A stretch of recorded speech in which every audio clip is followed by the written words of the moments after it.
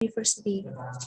This session will be led by our moderator, a lecturer from the Department of Agricultural Industry Technology. For operator, can you please show our wonderful moderator CV, please?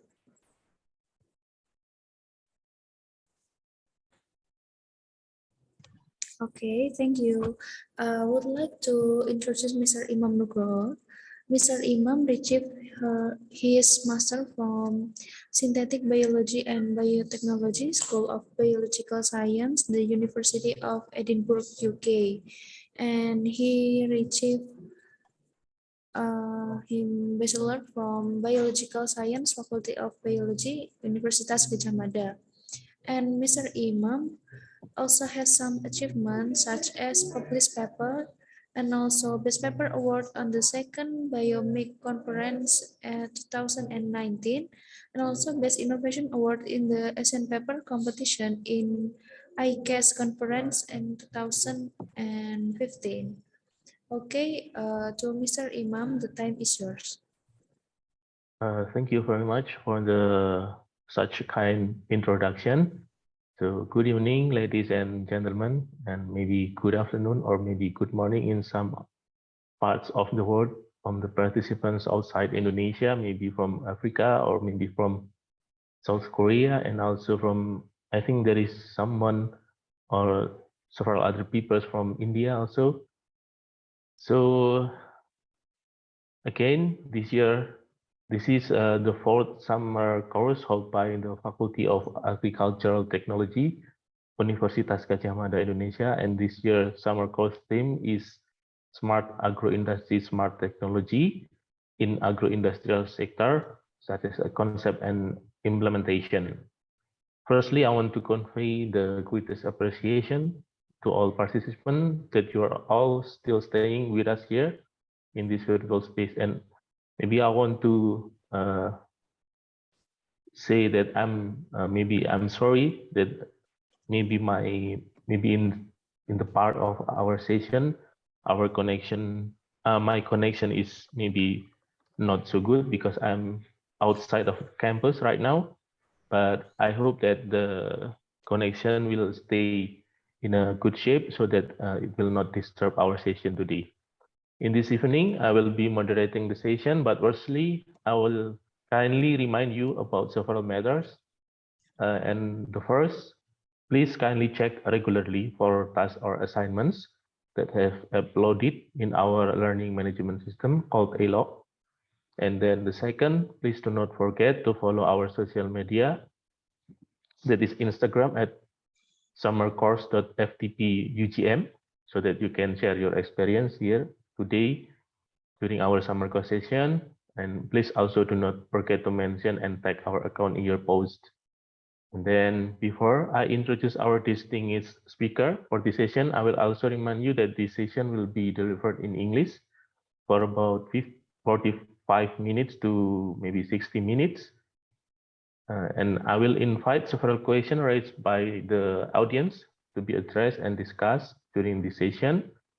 In the following 60 minutes after the talks, the audience can raise your hands by clicking the button in the Zoom apps.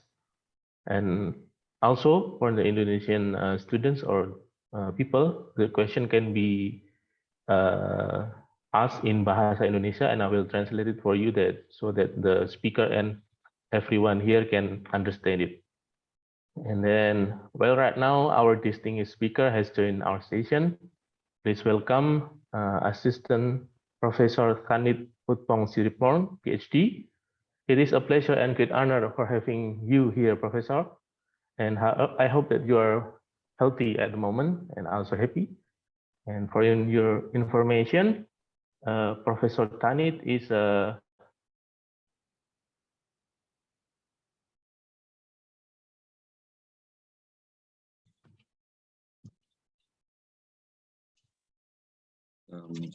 it's my connection bad or it's from your side?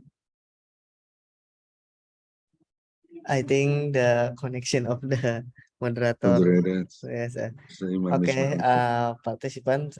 This is our professor session. Prof. Thanit Puthpongsiriporn. I would like to read the CV of the Prof. Thanit.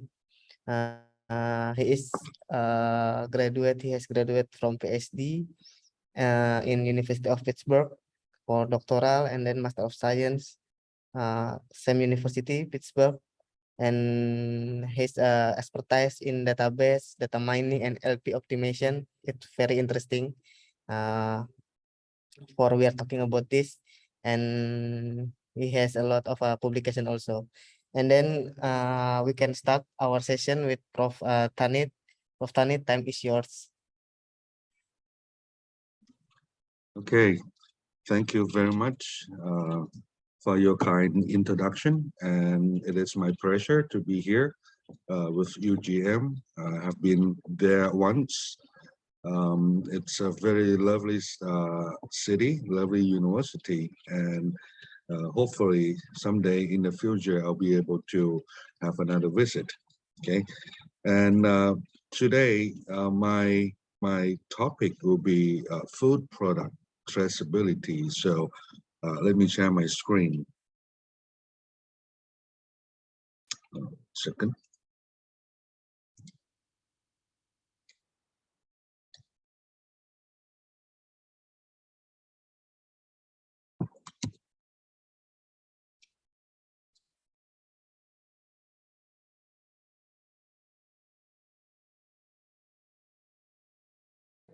I'm sorry. I'm really sorry that my connection is lost for a moment before. So I think without further ado, please, Prof. Thanit, you can deliver your talks. I'm sorry. Okay, thank you. That's all right. So I am afraid that that will happen to me as well. We just have big rain coming in as of now. So if you don't hear from me, if I get phrased up, please, let me know. Okay. Okay. 1 second. Thank you, Professor. Second. 2 second.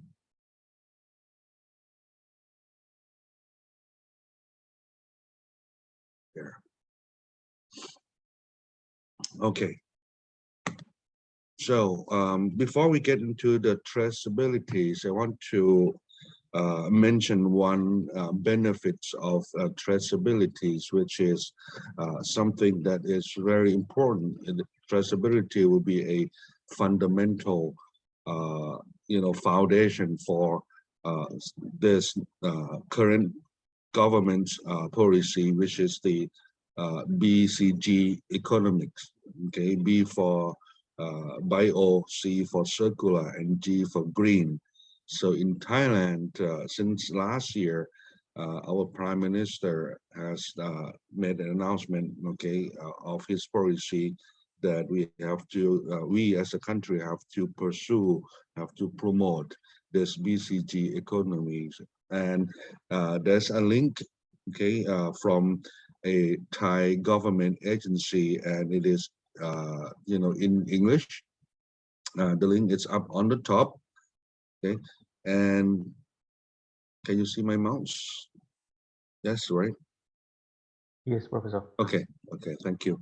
And it said here that, there's 8 sectors that the government trying to promote for Thai economy would be biodiversity, agricultural, food, medicine and vaccine, medical device, energy, materials and biochemicals, tourist and creative economies, and circular economies.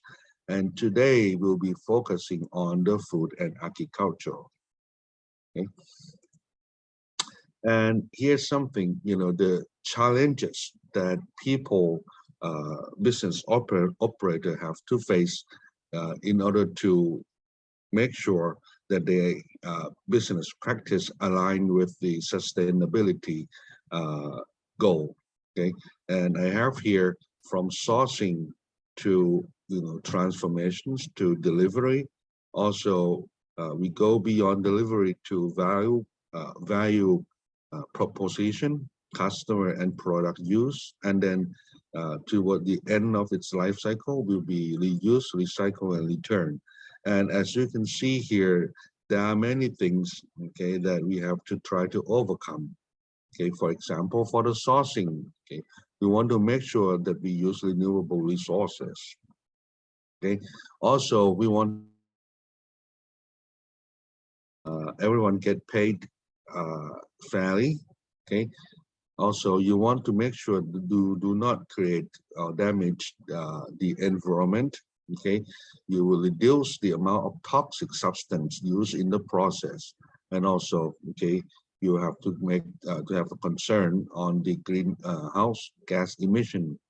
Okay, so this will be for the sourcing. Well, when you go into the transformations out of in the processing part, okay, you want to make sure that you have sustainable processes. Okay, also for your labor, you want to make sure that you hire, appropriate age and be fair with them. Okay, both the gender wise, okay, and races wise. Okay, for the delivery, okay, same thing. You want to make sure that you use transportations that help save the environment. Okay, the locations of the facility should be close, should be in the right strategic location. Okay, the inventory, okay, should be appropriate. Okay, and reduce any waste that could happen. Okay, also if you use, okay, cold chain, you want to make sure that you use less, okay, energy, okay, and use energy from the good source. Okay, for the value propositions, okay, how can you make people feel good while being asked to pay extra, okay, for the product? Okay, how can you get enough people to buy and value your product or service? Okay, how do you use those information to market, do marketing for your product? Okay, for the customer themselves, okay, how to use the product, okay, how environmental friendly the products are. Okay, is it energy efficient? Okay, how can we give enough knowledge, enough education to the customer? And at the end, okay, can the product be returned to the manufacturer? Okay, or can the product be reused, okay, in a different form? Okay, or can the product be effectively recycled? Okay, so all of the challenges are something that business operators have to face, okay, in this today's sustainable was an initiative that we are facing right now. Okay, so and my talk here is not to tell you about how to handle all this, but I want you to highlight this. After all the efforts that you put in, okay, how can people trust what you have done, okay, for the quality and also for the sustainability purposes? Okay, so you have to do something, an extra step, and I'm telling here that product traceability could help you ensure that what you have done, what you practice, okay, aligned with your customers or consumers' value as well. Okay, so before we go into the detail, I want to mention here that, okay, the definitions of product traceabilities, and I brought to you, okay, 3 definitions. The first one is from the ISO. Okay, everyone knows what ISO organization is. So they said traceability is the ability, okay, to trace the history, the applications and locations of that which is under of the product that is under consideration. Okay, so you want to be able to tell, okay, the history, the applications, or the current locations of the product. Okay, now second definitions from GS1, and GS1 is an organization that not many people knows about, but you guys are dealing with GS1 service every day. Okay, if you look at things around you right now on your desk, I guess that you can find at least one barcode on the product. Okay, if you can find a barcode, please raise your hand. Yes, okay. So GS1 is the organization, okay, that control and make sure that no two products will have the same product ID or product barcode. Okay, if you produce your product in Indonesia and you send it to Thailand, okay, if you follow the instructions and you become a member of GS1, your product ID will be unique worldwide. Okay, so not only GS1 help business to be able to sell, trade their items quickly, efficiently. Okay, also they have so many technologies and standards that I would like to mention, let you guys know about today. Okay, but anyhow, back to the definition. So GS1 said traceability, once again, is the ability, okay, to identify the past and current locations of an item, as well as to know the item's history. Okay, so you want to know the locations, you want to know the past of those items. Okay, lastly, actually there are many more, but this is another important regulation. This is EU 178/2002. Okay, the official name is the General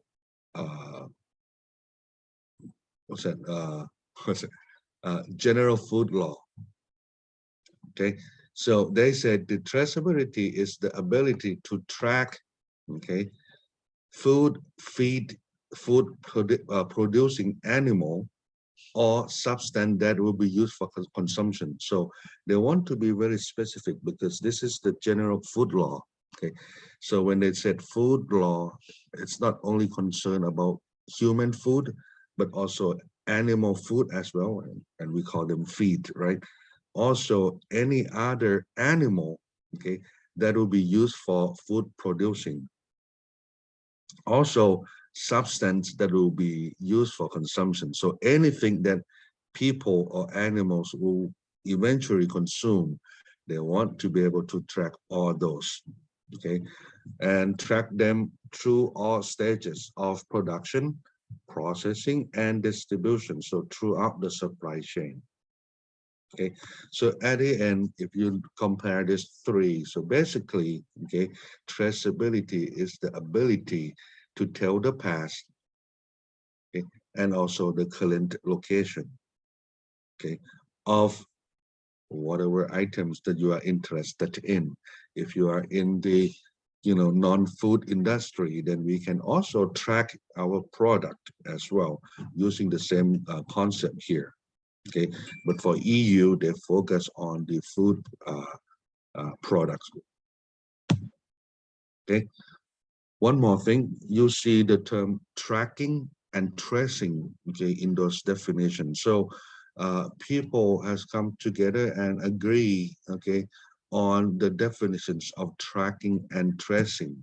So if you have 4 supply chain or 5 supply chain participants in this picture, okay, you have a farmer, a processor, a wholesaler, and retailer 1 and retailer 2.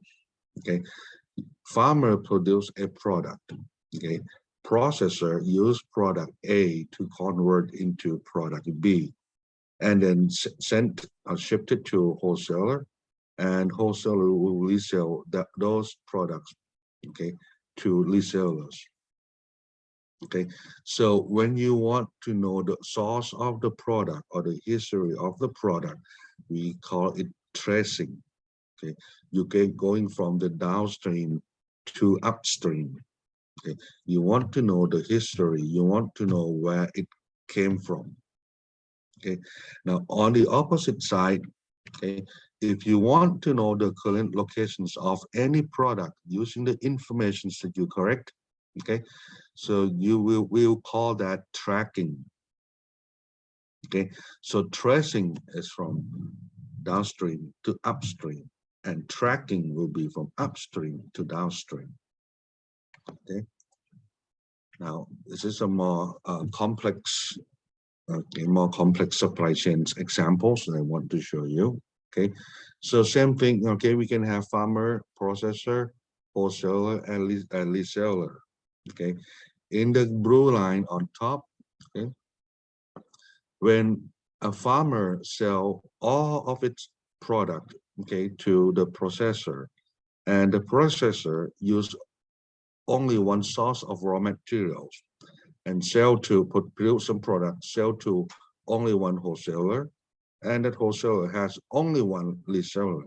So in this case, okay, this is like a 1-to-1 relationship between farmer, processor, wholesaler, and reseller. Okay, this is the easiest case, okay, to track and trace, okay, the origin of the product and the current locations of the product. In a more difficult or more complex supply chains, you have one supplier, okay, sell products to multiple customers, okay, but the customer only use raw material from one vendors only. Okay, so in the green line, you see that this is the one-to-many, a one-to-many relationship. So a little bit more difficult, okay, but it's not as complex as the next M-to-1 or many-to-one and many-to-many. As you can see in this complex line, if something happened to this item all here, okay, it is very hard to really determine, okay, the source of the error or the source of the hazard that comes with the product, because it could potentially come from this one or that one. Okay, so and we go upstream, it could be from here or there, and you can have more than just two. Okay, you have multiple of them. So, you know, traceability. Okay, if you keep make record of data, okay, input and output, and keep it, you know, consistent, okay, potentially you can do this. You can track and trace for products, okay, with confidence. Okay, so because I want to put focus on the food and agriculture. Okay, so why food safety is important?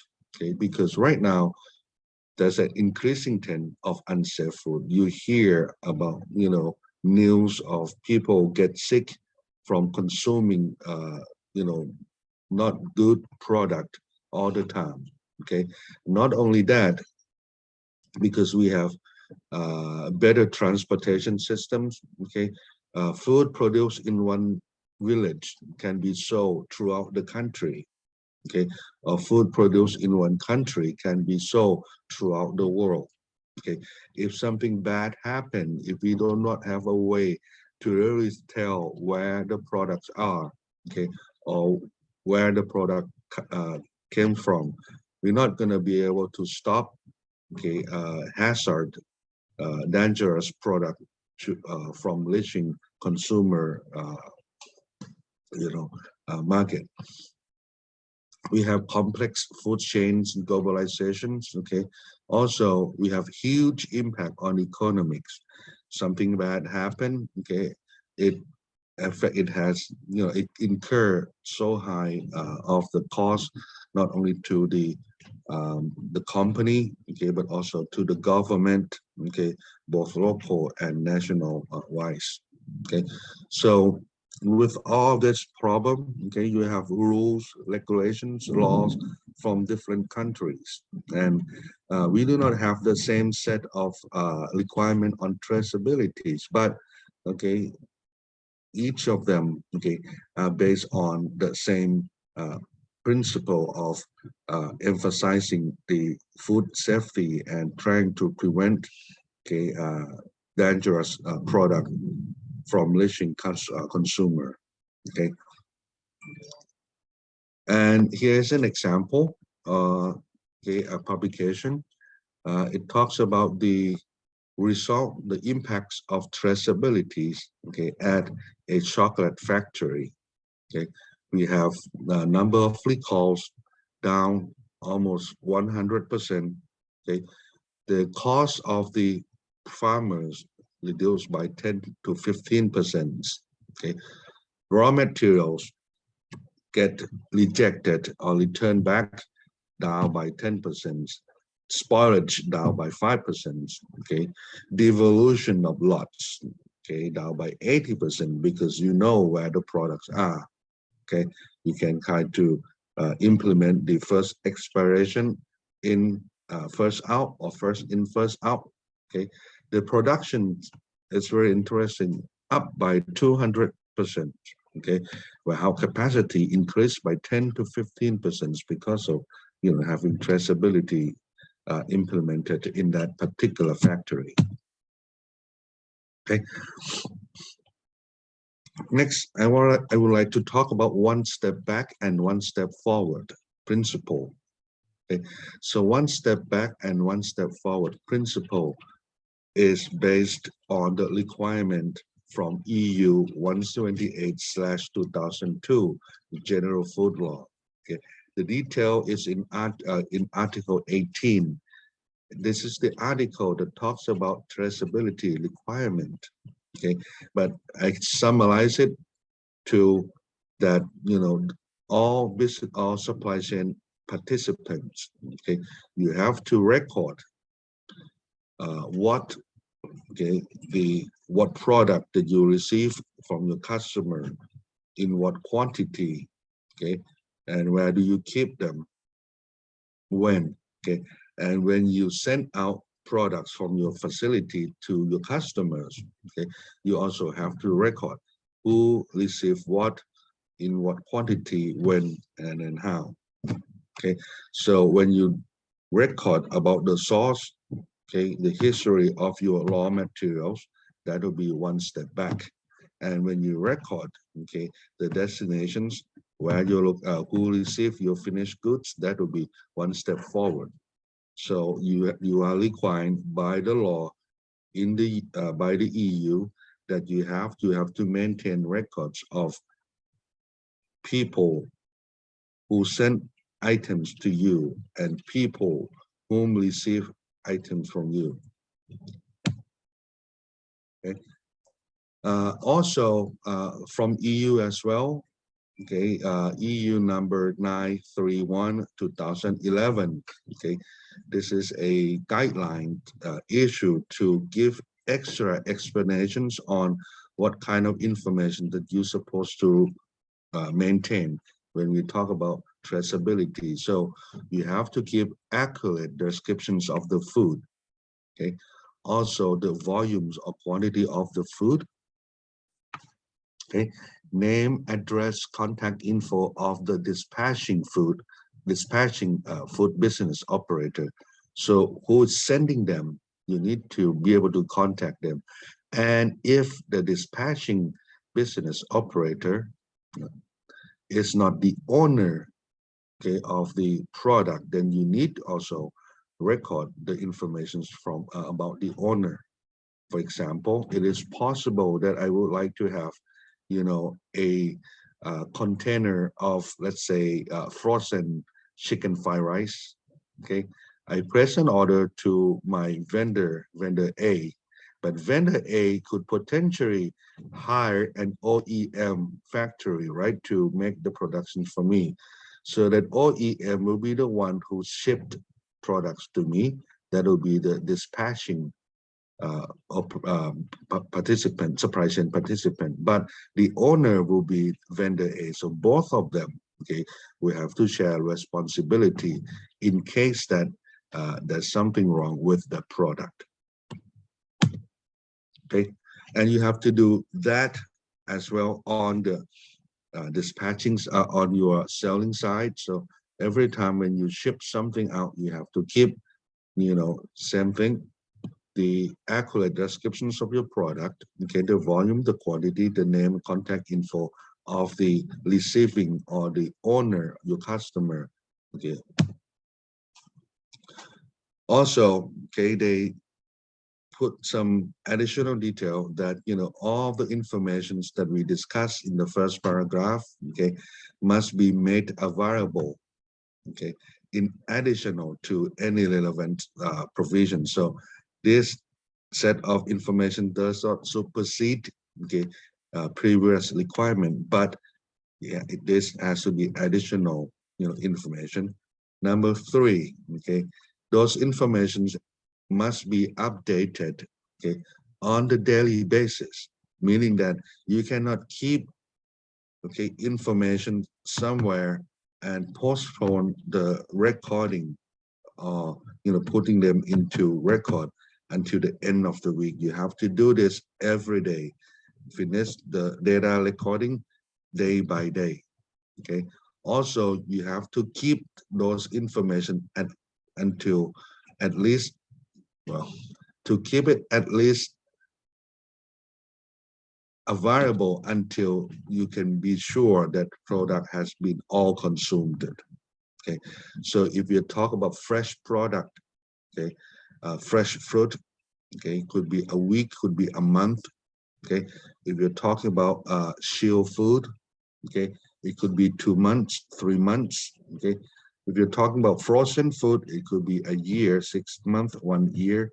And if you talk about dry product, it could be 5 years. Okay. You just have to make sure that you have all the information maintained until you can make sure that your product has been all consumed. Okay. Also, I want you to notice the difference between the external traceabilities and internal traceabilities. Okay, the one step back, one step forward principle, you're talking about the external traceabilities. Okay, so between your vendor sending items to you, okay, and from you sending item to your customers. So when products are moved, okay, in and out of your business facilities, then you have to keep record, okay? And this is the external traceabilities. For the internal traceabilities, okay, if you have some process, okay, for example, transforming, okay, destroying, moving, okay, if you do something to the traceable items inside, okay, your facilities, okay, starting from the receive to dispatch, then you have to make sure that you record all the activities, okay, information about this product as well.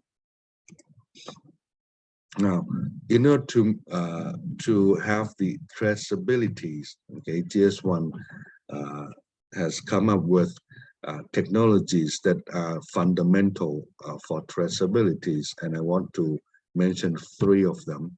The first one is the unique identifications technologies. Okay, when we want to identify any traceable item, okay, GS1 has a list of standards that you can use, okay, to identify things like traceable, like trade item, okay, shipment, container, pallets of product, okay. There's so many things, and each of these standards. Oh, sorry, did I click? Okay, right here. Did I show you this? Okay, sorry. Okay, this is the external traceability and internal traceabilities. Okay, now for the unique identifications, we have identifications for traceable items and identifications for supply chain partner and location.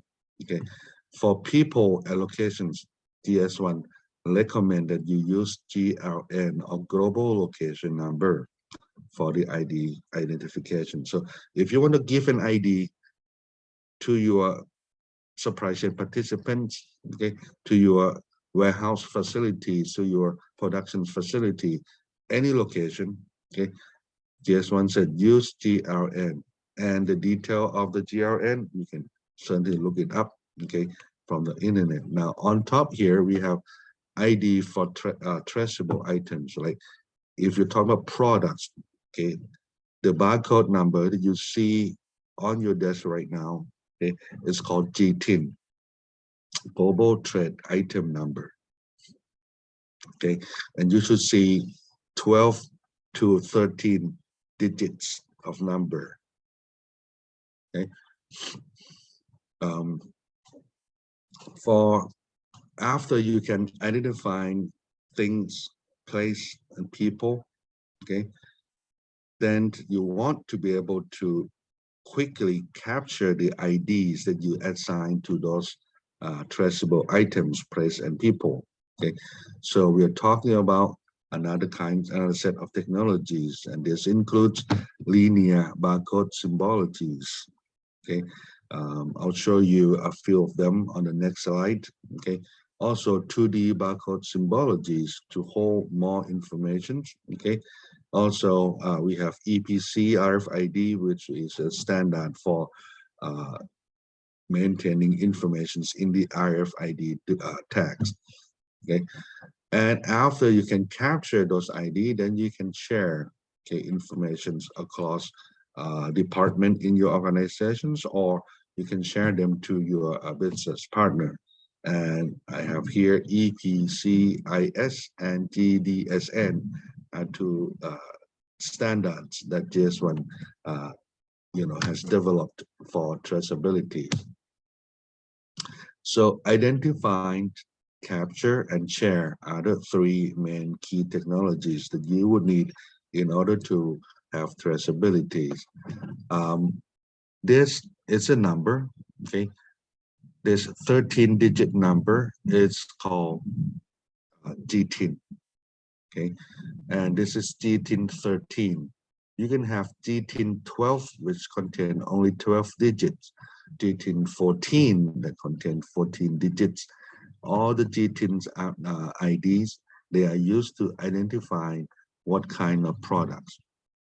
Okay, so once you decide to assign, okay, a unique number, in this case, we want to follow GTIN standard to a product.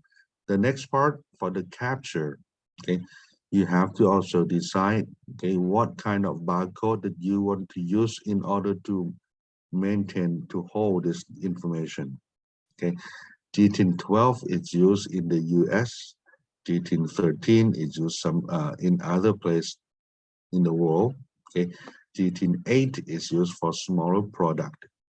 GTIN 14 is used for corrugated cardboard box.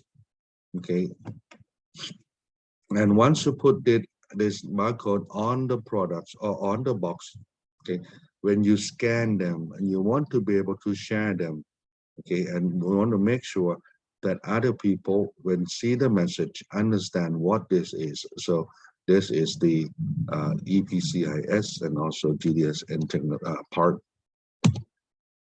Okay, you saw GTIN already, okay, but we have to understand that GTIN only tell you what kind of product that is. Okay, it doesn't tell you yet which batch or lot number the product belongs to. Okay, so usually if you want to be able to be more specific, okay, in terms of batch by batch, you would use GTIN plus the batch lot number. Okay, if you have any drink, okay, water bottle, milk, any drink next to you, you'll be able to find both the barcode, okay, on the product and the lot number, and usually the lot number is inkjet onto the bottle. Okay, so with the GTIN only, you can only know that we are talking about drinking water in 500 cc bottle. Okay, but if you want to know which batch, so we have to combine GTIN with the batch number. Okay, for certain product with high values, like electronic device, okay, you would use GTIN plus the serial number, which means that no two products will have which share the same serial number. Okay, so each of them have unique ID. Okay, and these are examples, okay, of some barcodes that you usually see. Okay, this one has 8 digits, so this is the GTIN 8. Okay, this one has 13 digits. This is GTIN 13. Okay, and this one has 13 digits as well. Okay, also on corrugated box, usually you have some other labels. Okay, so which I will not go into the detail today. Okay, an example of how unique identification is used throughout the supply chains will be, in this example here. So for the manufacturer, which is a supply chain participants or a locations, we would use GTIN to identify this particular person or facilities. Okay? When they produce some product, we have GTIN assigned to it. When these are put into cases, okay, we have GTIN SSCC, which is serial shipping container code, okay, and from cases you can build up a pallet, and we can have another SSCC, a different SSCC that represent the entire pallet, not just one box. We transport them into another locations. Then the next location distributor will have its own GRN number. Okay, you could potentially rebuild, okay, the pallet and give it another SSCC. Okay, give it to the distribution center. We use GRN to identify it. And when you break down the pallet into case, into items, then you can go back to use GTIN or SSCC or GIN and down to the GTIN when you talk about only one product. Okay, so this is a simple flow to let you know that the identifications is used throughout the supply chain. Okay, so the implementations you saw on top, that's a unique identification. Okay, the principle. Next part will be data capturing and recording. Okay, this will be the barcode part. Data communication is the third part that we discussed. Now, link management will be a piece of software that is used to connect input and output of any process, or to connect raw material received by an organization and finished good that is produced by the organization. Okay, so this is a part where DS1 doesn't have any standard for. This is the software application part, okay? But the rest of them, the other three, okay, there are some standards, some technology that DS1 has offered. Okay, this is just another diagram to show you that for a distribution platform, say that we order products from one supplier, we brought them to our distribution center, and then we sent them out to destination center. Okay, so SSEC will represent individual pallet, okay, of products. So when you move from GRN number 1, GRN number 2, which is another location, GRN number 3, third location, GRN 4, which is a distribution center, GRN 5 will be one destination, GRN 6 is another destination. So you can see how products are linked, okay, from the locations, from the beginning to the locations at the end. And you can track locations of products by GRN and SSCC.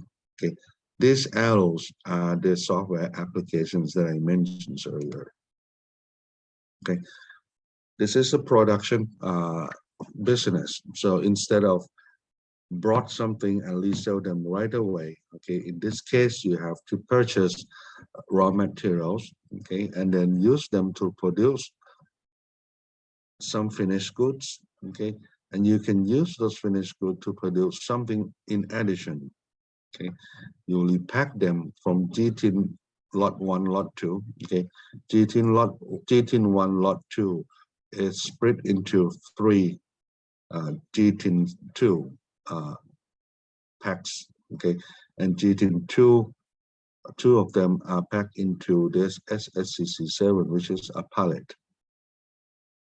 Okay, tip 2 out. Okay, to GRN6. So to have, so far we discussed the technologies required in order to have a reliable traceability systems. Okay, now I want to switch to recommendations based on ISO 22005/2007. Okay, this is the standard for traceability in feed and food chain. The principle, general principle and basic requirements for system design and implementation. So in there, you will see a list of things that you supposed to do, or you should ensure that you have carried them out during the design and the implementation phase. Okay, during the design phase, you have to first state your objective very clear. What is the purpose of having traceability in your organization? Okay, you have to document the process steps, the material for any procedures involved in your productions or operations. Okay, then identify any critical point, the point where you will be able to lose the connections between input and output. Okay, then identifies item source, process history and location. Okay, use product lot or production lot. Okay, process and do a lot of document maintenance. Okay, once you develop your traceability systems during the implementation, okay, you want to make sure that you have plan for traceability, for product traceabilities. What it means is that you need to know, okay, who is responsible for what, okay, during the regular time and during the crisis time, or when someone requests for traceability data. Okay. Assign responsibilities. Okay, you have to train your operator regularly. Okay, make sure that you monitor the process and perform some mock recall of your product. Okay, also make sure that you conduct your internal audit. Okay, this is some example of traceability objectives. Okay, and many of them mentioned in ISO 22005. Okay, and it could be to support food safety and all quality objectives. Okay. To meet customer specifications, customer requiring you to have a traceability systems. Okay, or if you want to have traceability in order to be able to determine the history or the origins of the product. Okay, or you want to have traceability so that the product recall and withdrawal process can be conducted more efficiently. Okay, or you want to use it to identify the organizations that should be responsible, okay, to be the responsible party when something bad happened.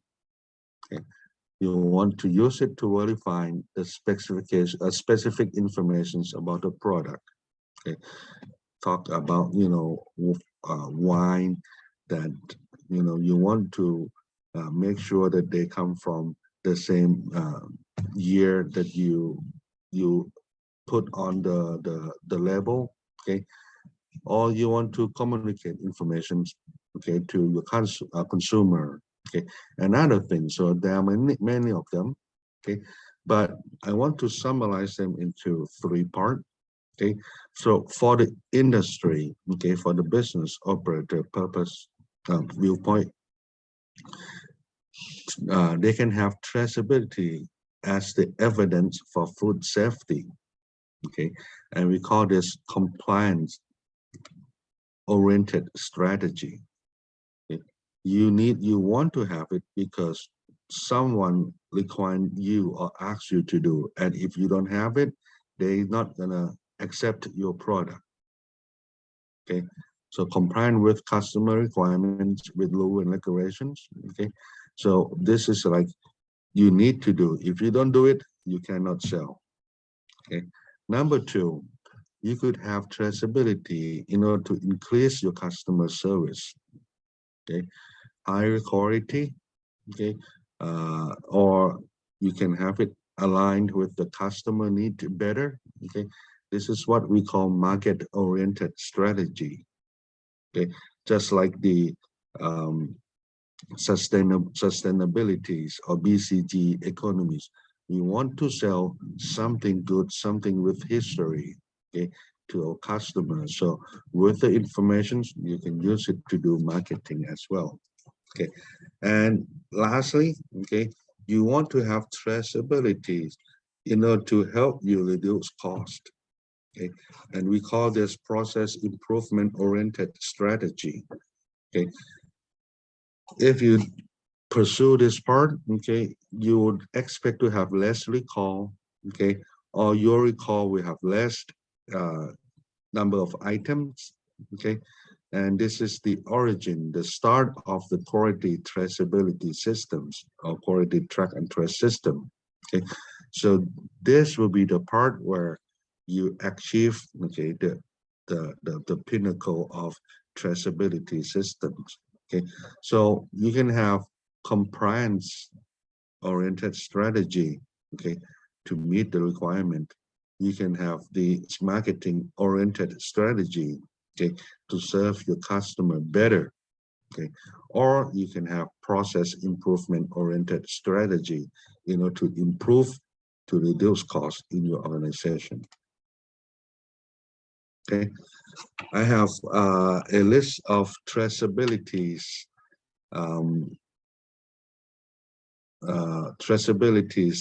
case studies, okay, from GS1. Okay, this is the link, and there are traceabilities, okay, case studies for several kinds of products, okay, from fruits, vegetable, okay, to the beef, okay, to fish, okay, and other things as well. Okay, I'm going to show you one of them.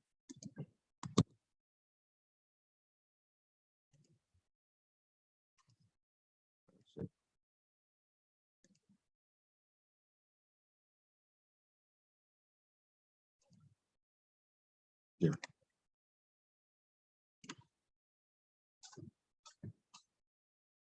Okay, this is a document. This is the banana supply chain traceabilities. Okay, talk about how you should implement traceabilities in banana supply chain. Okay. And as usual, you have a disclaimer, you have the content, table of content.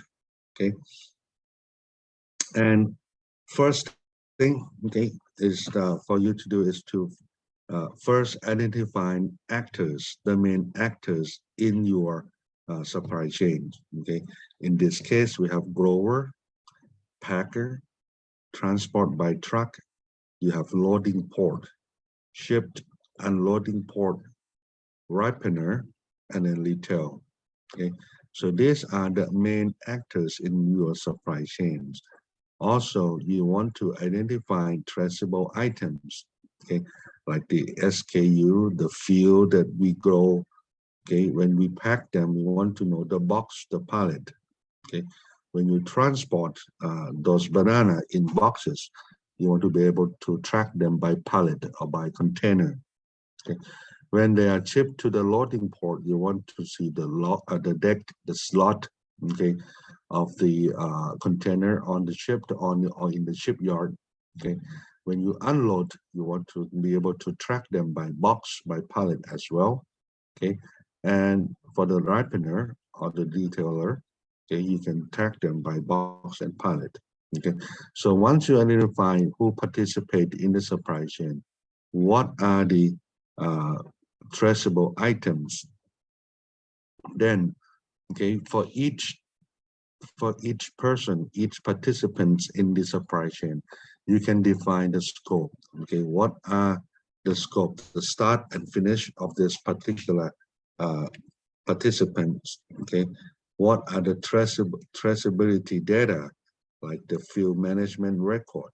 Okay, the date of harvest, product descriptions, okay, field identifications, okay, receiving packing stations identification. So these are all essential information that you're supposed to collect, okay, throughout the growing phase and also at the harvesting time as well.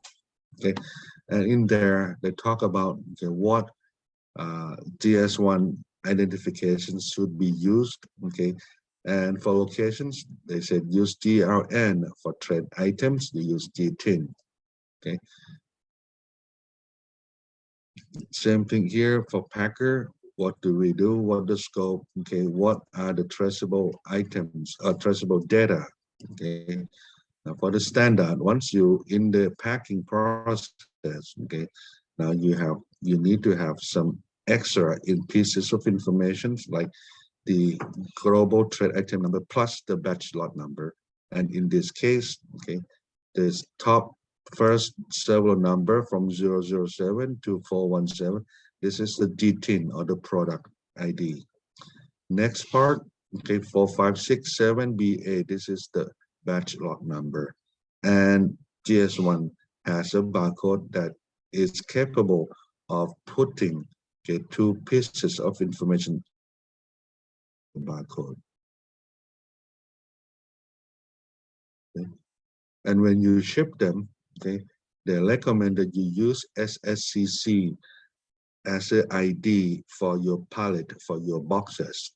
Okay, and in here, what you should have, okay, in the information, okay, G10 of the item contained in the box or in the pallet, count of the items contained in the box or in the pallet, okay, packing date and batch lot number. Okay, and you have information for transport and received. Okay. You would use G10 batch lot number, okay, SSCC as the information for the box, for the pallet, and this is an example of what you should have as a label of those boxes or pallet being transit. The loading port, okay, you should have once again SSCC, okay, some additional information. Okay. Unloading port, you use SSCC as well with some additional information. Okay. For the ripening or ripener, okay, you should have the SSCC, assuming that they don't unbox the pallet, okay, the pallet received from overseas. And for a distributor in here, you see that they will break up the pallet and now they need to use the G10 batch lot number and the packing date. Okay. So here is a list and can go on, okay. And if you are interested in additional, okay, let's see. Additional information, GS1 has another case study, okay, talking about beef. Let me show you quickly. So what's important is that when we talk about beef, okay, so you have the whole cow, and then when you slaughter the cow, okay, you split them into carcass pieces, okay. From the carcass pieces, you cut them into the meat cut that sell, okay, in the supermarket, and then you could potentially, you know, pack them and, you know, pre-pack them so that people can purchase them without having to, you know, cut and wait. So they're at different stage, okay, of the traceable items.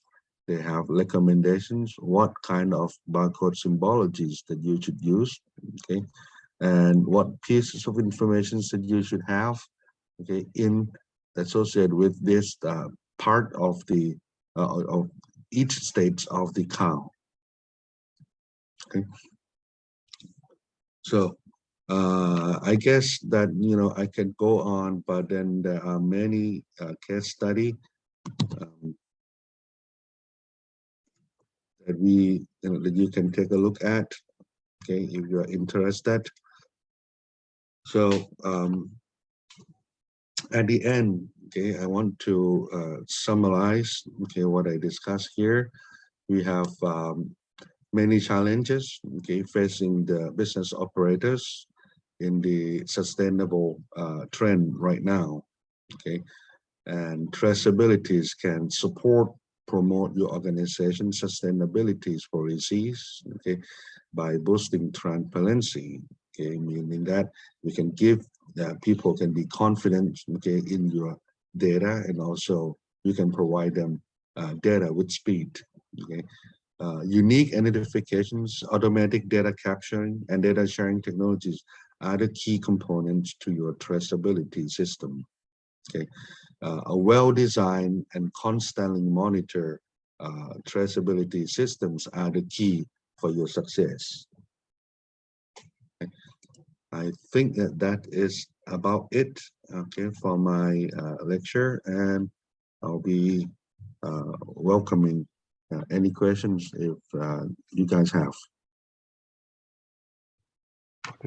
Okay, thank you very much, Professor Thanit, for such enlightening talks.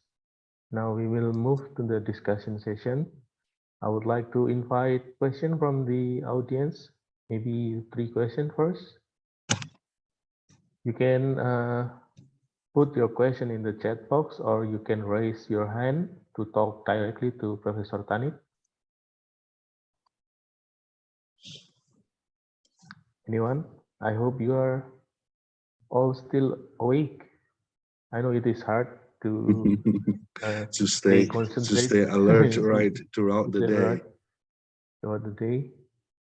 Hopefully my session is the last one of the day, is that right? Oh, no? Yeah. That's yeah, your session is the last one, okay, actually. my session is the last one. That's right. That's right.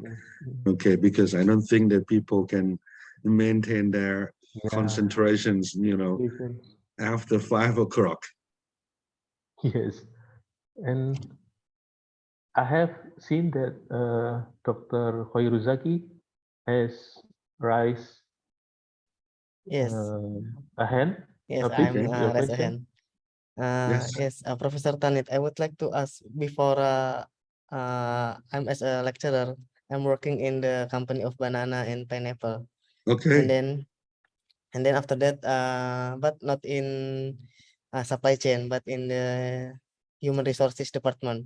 Okay. But I got some complaints from the buyer about the traceability, especially how the data or what the factor like human error or environmental factor such as our infrastructure road is not good in the Sumatra Island, and then after that we got compliance because some of the product is comes to the another country is not good quality. So Sure. how to solve this? Well, like I said before, the traceabilities will give you confidence, okay, and speed. Without the traceability, without an effective traceability systems, I guess, people can handle complaints and problems issue, as a day-to-day operations they have to do. Okay, but with traceability system, okay, when we are asked for information, okay, we'll be able to give data with confidence, and also our vendor, our customer, will have the same confidence as well. And like I said, this confidence can be part of the marketing oriented strategy. And if you use that information, okay, to improve your process, your internal practice, then I guess, okay, you could potentially reduce, the cost and that would be the ultimate goal of traceability. Yes, yes, thank you. Because we don't know, in our factory the product is good, but after transporting, this product not good, and then we have to hire some researcher for analyzing the road roughness, and then the cost production it will be increased also. Sure, absolutely, absolutely. You know, in Thailand we have you know, the freshness strip. You put this strip, you know, on the product, depending on what kind of product you want to put this on, and it will change color if the product, you know, quality is decreased, and that could be something that, you know, can help give you know, buyer some visual inspections of the product. Thank you, Professor. Thank you. Sure. Thank you. Thank you very much for the answer, Professor, and also the question from Dr. Khoiruzaki. Maybe there is also another, there is another question in the chat box from Vicentius. Okay. Dear Professor Thanit, thank you for the wonderful presentation in this lecture. Vicentius is interested in food traceability, especially in Indonesia, where rice is an essential food commodity in national and food security with a complex supply chain network. Various risks related to food quality and food safety occur along the supply chain.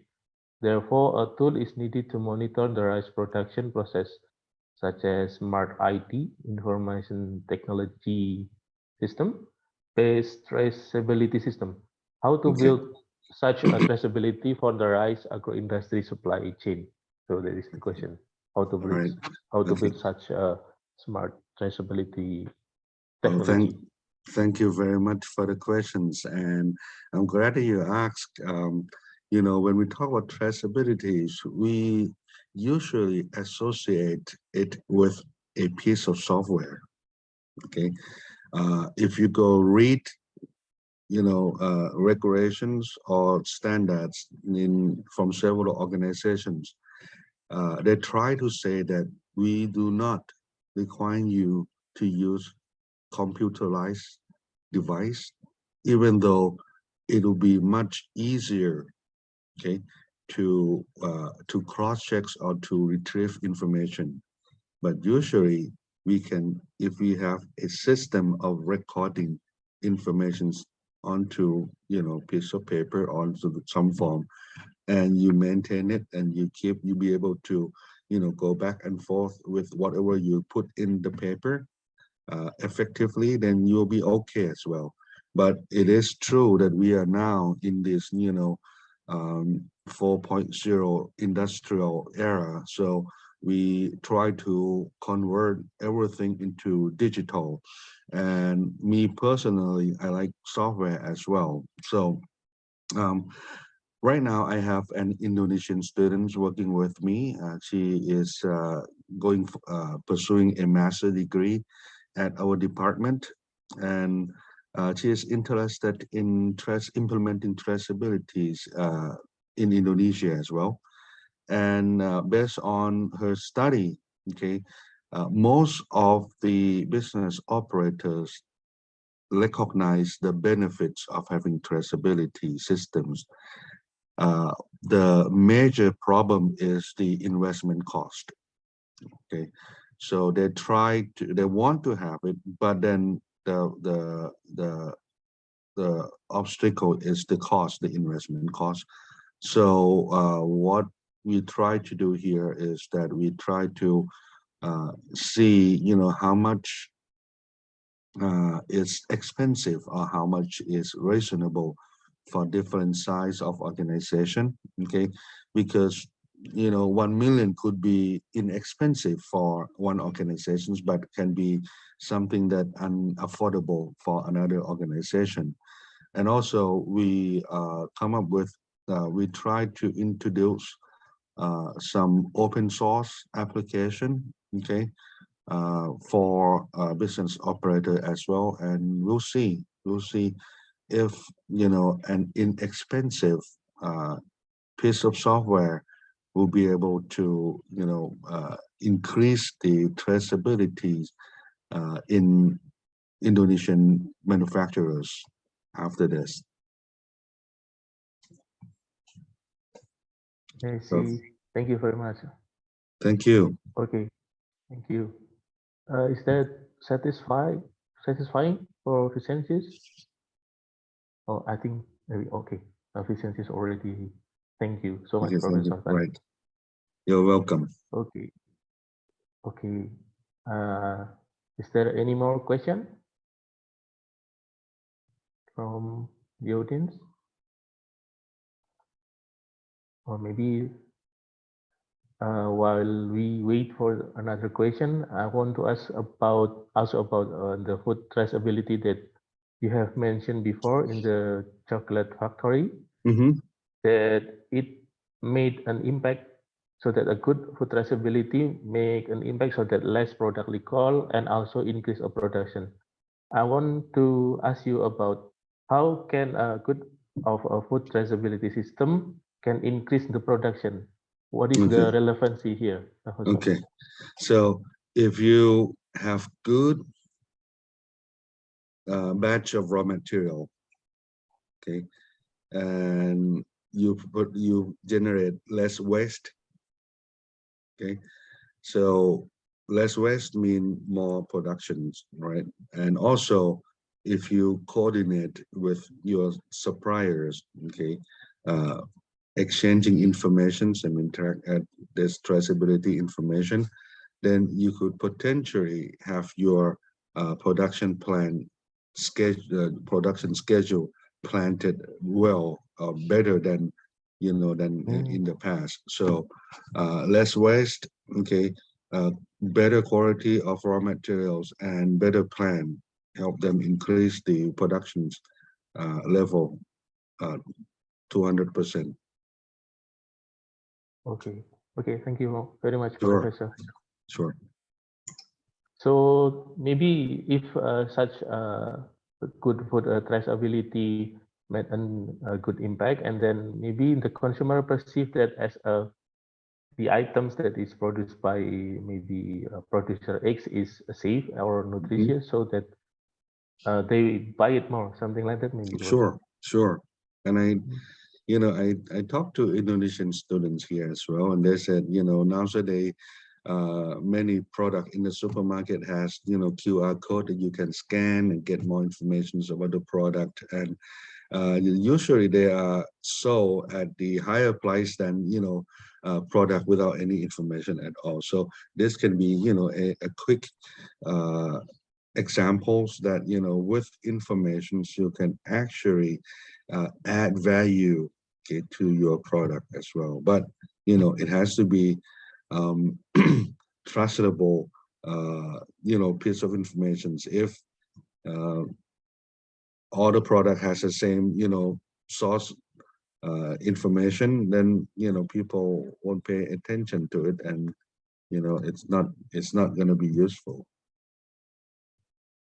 Okay, I see another questions. I want to ask my friend's question. Okay, what is the best practice to be implemented in Southeast Asia for traceabilities? Is it blockchain code systems or what? Thank you very much. Okay, so blockchain is something that people try to add on top of traceabilities, okay? But if you go back and try to understand blockchain a little bit more, okay? So I think the heart of the blockchain technology is that you want the informations to be unchainable, or if someone alter the information, then the chain itself will help you detect that there's some alteration in the information. Okay, so, and also if you want the public to be able to help you validate, okay, the validities of the information, okay, it's like mining the coin, then blockchain will be something of choice. But for me, blockchain add additional steps. And if you add so many steps into the process, okay, you not only increase the cost, but also you are impacting the environment by using more, energy to decrypt it. And, I think that if you're talking about some product that is of interest to the public, and everyone want to participate in validating or make sure that the product has come from good source and it is consumed by the right, group of consumer, like cannabis could be, in Thailand, the cannabis hemp is something that the public is of interest to the public. So blockchain could be, could have some potential, some additional benefit. Okay. Code system, I'm not sure what it means. Okay. But for me, I think that traceability is, like I said before, the main concern is the investment cost. Okay. We are talking about SME. Okay. For a larger company, okay, this is not a problem. But for SME, that's a cost. So we try to minimize, okay, the cost, the overhead of traceability systems. I see another questions from Satya. Okay. Dear Professor Thanit, thank you so much for bringing this presentation to this lecture. So, Professor, we have such a problem in Indonesia. I found it interesting that chili market in Indonesia can face supply chain instability. Okay, that can lead to price instability as well because of the middleman. Okay, the price of chili at the retail level is double the price of the production, okay, center level due to the supply chain. In your opinion, do smart IT information technology best energy systems can solve this unstable price and how it works? Okay, so unstable price, middleman problem. This is an issue, I think, throughout the world, not just in Indonesia. Okay, for lime, lime, we use lime a lot for Thai food. If you go buy lime from the farm, they will sell you by kilogram. Okay, but when you buy lime from supermarket, you buy them each. Okay, pay for each lime that you purchase. So totally different. The benefits, the profits of selling limes doesn't go directly to the farmer, usually the middleman. And I think to fix the middleman problems, that I think now we have it. I don't know about Indonesia, but I think it's the same in Thailand. Online delivery, online ordering of products is very popular right now. A lot of producers offer their products online, so people can buy them without, having to pay the middleman. And I think that is how we can how we can fix this, imbalance or partial of the price and benefits. Traceabilities, on the other hand, can help ensure the source, okay, of the product. Let's say you have two chili farmers. One of them sell the products at, let's say, 100 rupiah. The other one sell it at 200 rupiah, but they said that they do not use chemical. Okay. First of all, if we can make sure that they do not use chemical, and also they didn't purchase chili from farmer A and resell under their name for twice the price, that's its traceability's objectives. Okay, the role of traceability is to tell you the history, the source of the product. unfortunately, I don't think that it would help fixing the middleman problem. Yeah, we are sort of making a new middleman, right, Professor? Because we have, because there is should someone that build the traceability, or maybe we can build a traceability system in the maybe e-commerce. Yes, sure. E-commerce. Sure. Okay. Okay. Thank you. Thank you very much, Professor. Hope that answer your question. Okay. Is there any more question? Maybe, yeah, there is a lot, there is still a lot of time so that we could discuss these issues or this traceability system in depth. Okay. I see, Professor. I see. Okay, the middleman is quite understandable. Okay. Okay. Yeah. You're welcome. You're welcome. You know, while waiting for more questions, I want to mention that, you know, traceability does not ensure food safety. Okay, food safety comes from good quality raw materials and good process, right? But traceability can help you track all this, or make sure that when someone says something, it is true.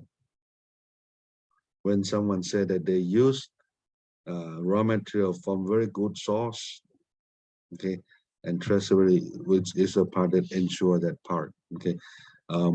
The food safety itself, if you have traceabilities, your product can still be unsafe.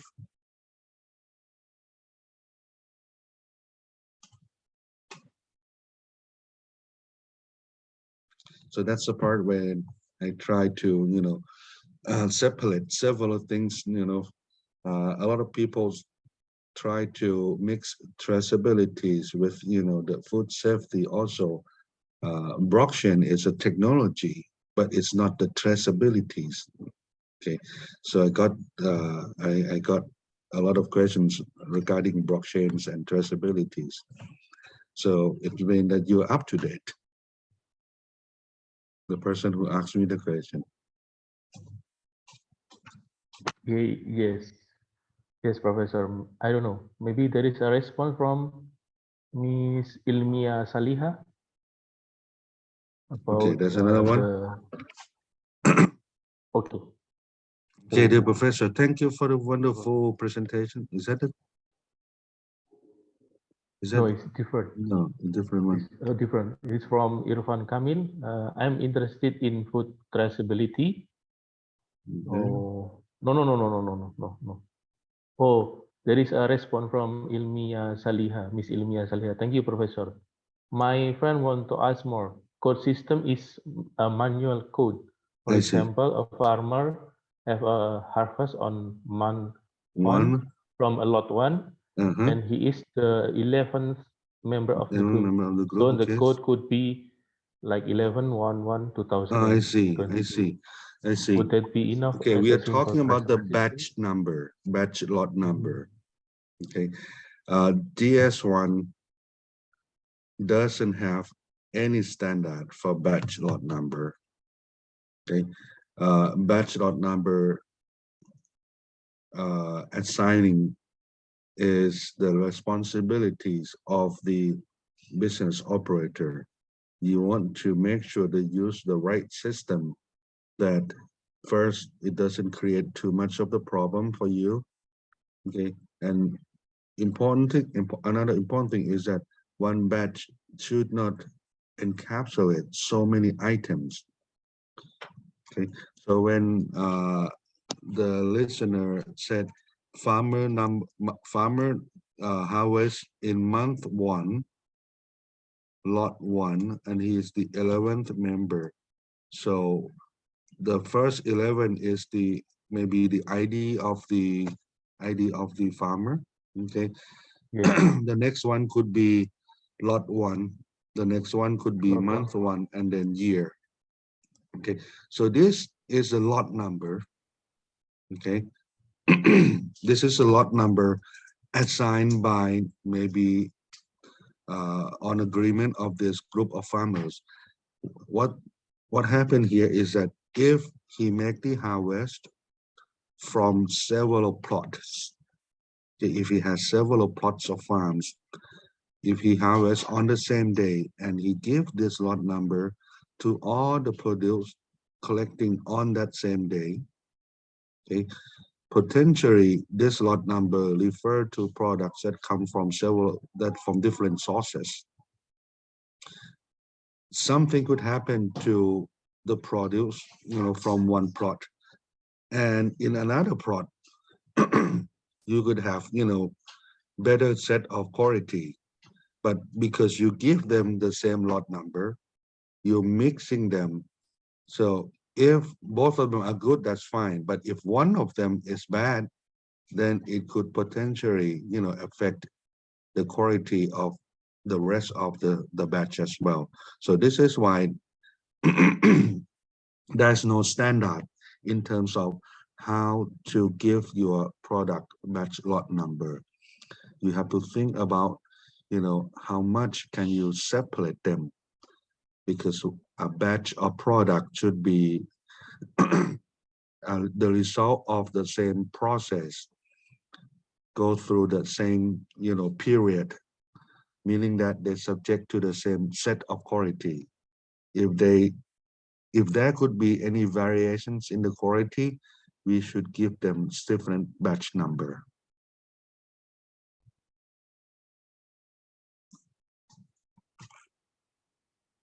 Hope that helped. How about it? The friend of Miss Ilmia Saliha. Oh, I see. There is. Thank you, Professor. And I think I also kind of notice that we have to, maybe we want to maybe implement this kind of a system that is proposed by Miss Ilmia Saliha, that so that we should build a database, then exchange database to the other assessor of the food traceability system. Yes, I would love to say it. Yeah. Okay, thank you, Professor. Maybe we still have maybe 15 minutes of time to discuss more. Is there any question? Any more question from the audience? I hope there is someone that can raise hand so that we can hear your voice. But if you are so shy, you can just put your question in the chat box. It's all right.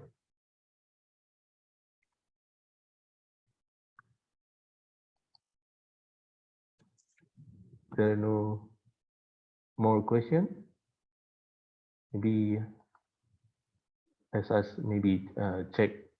Maybe, oh, there is one. Someone raising his hands. Sure. Is Mr. Michael Adigoki, please. Yes. Your question. Yeah, thank you very much, Professor, for a wonderful presentation. In fact, I've really enjoyed every bit of your presentation as far as this topic, traceability, is concerned. Well, I've really had an experience of working in the cocoa industry where we were actually adhering to certification standards. We are just doing the wood certification and the rainforest certification, and traceability was one of the codes, one of the key components we are adhering to. Yes, and it was basically in the cocoa industry. And traceability actually plays a key role when it comes to transporting and exporting a produce to, especially to another jurisdiction. Yes, it really plays a very key role. As you indicated, when it comes to segregating two products, that is a farmer who is complying to a particular certification and farmers that were not complying. So we actually, I mean, actually encourage a lot of farmers to adhere to some of the codes because we are Right. using a traceability system. Right. Because once they adhere to these certification standards, they actually receive premium, okay, for their produce. I think their produce is bought at a higher price. So Yes. the traceability system was one of the main components that the certification standard were using to pay the premium. Right. And I think I've really learned a lot from this angle. But my question has to do with when it comes to brand and traceability, what's actually, is it not something that is a threat to a brand traceability and a brand of a company? Okay. Yes. When you have branches, right? More than one locations of your business. Yeah. And we are talking about shops, or we are talking about several farm locations. Yes. Okay, so different farms locations, you can assign, different GRN, global location number, to identify the source, okay, of the produce. And for each farm, they have to maintain the information, such like, I mentions in the banana traceability case study, that you have to maintain the farm management information, okay, and on the harvest date, okay, you have to also record certain information. But most importantly, you have to be able to tell the field ID or the GRN, from which field that you harvest the product from. And thank for the testimony. I believe that, cocoa, banana, this, commodity, they coffee as well.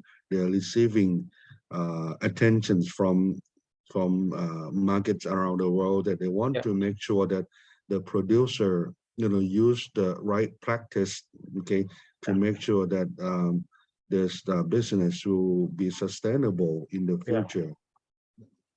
Yeah. Thank you very much, Professor. Sure. Thank you. Thank you for the question. Very interesting. Thank you. Yes, thank you for the question. I think also that good food traceability also made Ghana one of the most important producer of cocoa in the world, right? And I don't know if it's if it's true or not. They said that cocoa, the productions of cocoa is decreasing. Is that true? That, eventually, maybe 10 years, 50 years from now, maybe cocoa will be very rare. Is that right?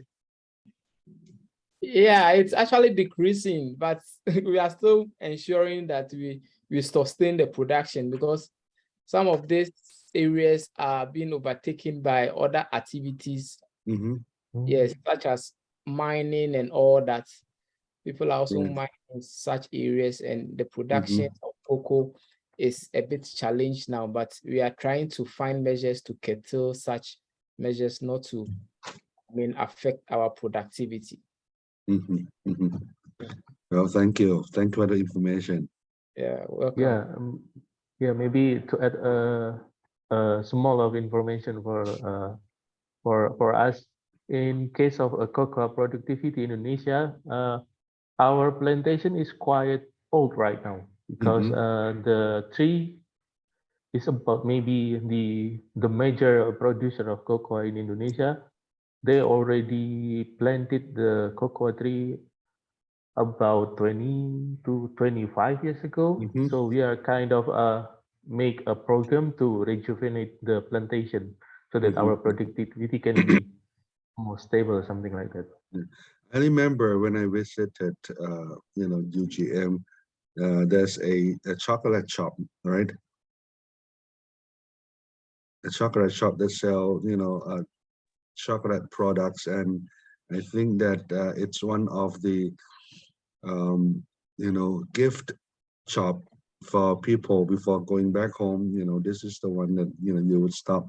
So cocoa, I believe cocoa is probably, you have a lot of cocoa, produced in Java as well. Okay, thank you very much for the question, Mr. Michael Adegogi, and also the answer from Professor Thanit. Is there any more question? I hope you are still awake, guys. Yeah, maybe if there is no more question, I know that it is also very hard, as is, Professor Tennant mentioned before, that it is quite evening right now. Maybe Right. if there is no more question, maybe also if you have any question that may arise after this, you can also ask the committee of the summer course to direct your question to Professor Thanit. Sure. And before I close this session, let me summarize a bit of our session. So the issues in sustainable supply chain management in right now is very essential and very urgent, such as in the sourcing, transformation, delivery, value proposition, customers, and product use and reuse and recycle. So that it made us realize that the product traceability is very essential. The product traceability is, by definition, the ability to trace the history, application, or location of that item that is under consideration, such as by using a barcode that must be corresponded to the origin of the product. This system is applied to food, also to feed, also to food processing system for human and also animal or livestock. In the food traceability, there is two terminology such as tracing, that is correspond to the source and history, and also tracking to look for the current location of the items. Both of them have different working direction. So the most relevant example of the urgency of the food traceability is exampled by Professor Thanit before in the chocolate factory, so that good food traceability can make less product recall and therefore increase production. So maybe the the consumer can put trust more in the product, and then they will buy the items on the product more. And the food traceability is also correspond to the safety of the food, so that by using the food traceability, we can trace or track about the food. There is a contaminating pollutant or other toxic compound in the food, so that we can address it carefully. So once again, thank you for staying with us and actively engaging in the discussion. And once again, also, I want to remind the participant to check your learning management system for personal or group tasks or activities that should be completed or submitted. And please, Professor Thanit, stay for a while. There is a small token of appreciation from the faculty.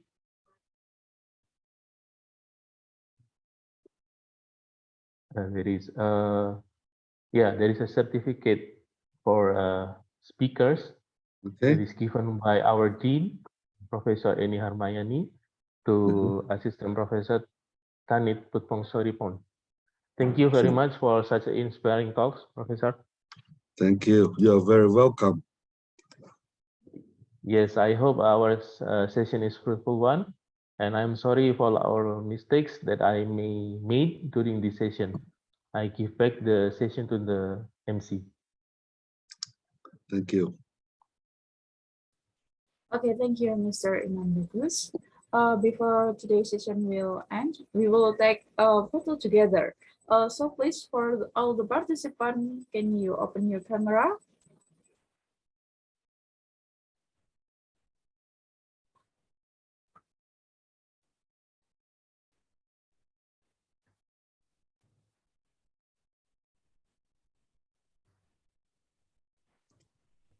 Okay.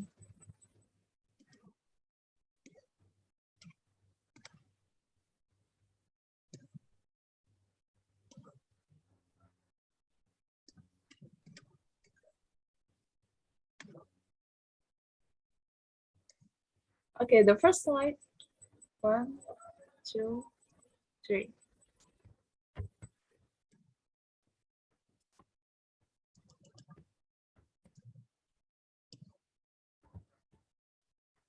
For the second slide. 1, 2, 3. Okay, thank you.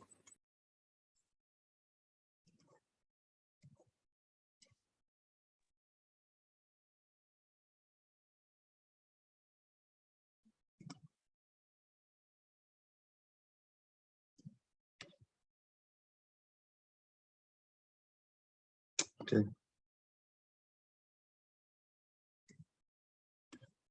So should I leave now?